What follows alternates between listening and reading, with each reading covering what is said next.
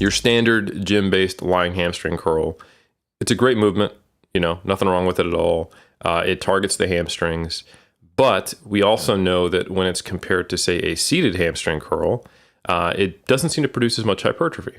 So the really basic interpretation, well, then I would always want to use a seated hamstring curl. The next level is, well, why?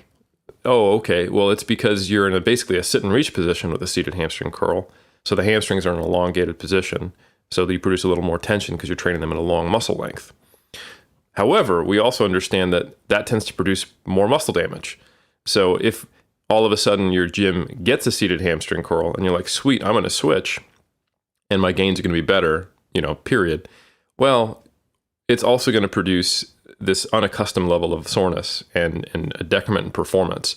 So how quickly should you put it into your program?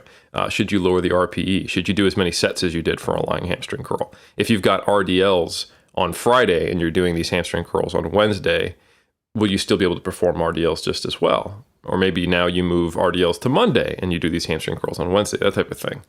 So something seemingly simple can require a little more thought if you're trying to, because again, we're talking about like competitive bodybuilding in many cases here.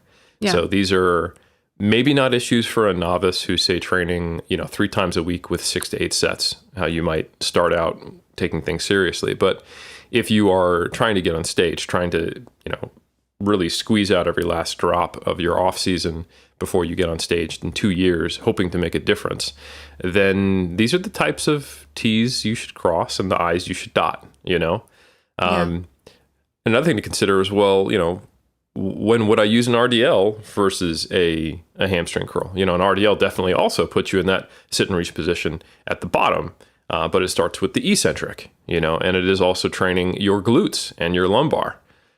So there's some people are more like compound purists and like, if I don't have to do a hamstring curl, why wouldn't I always just do an RDL?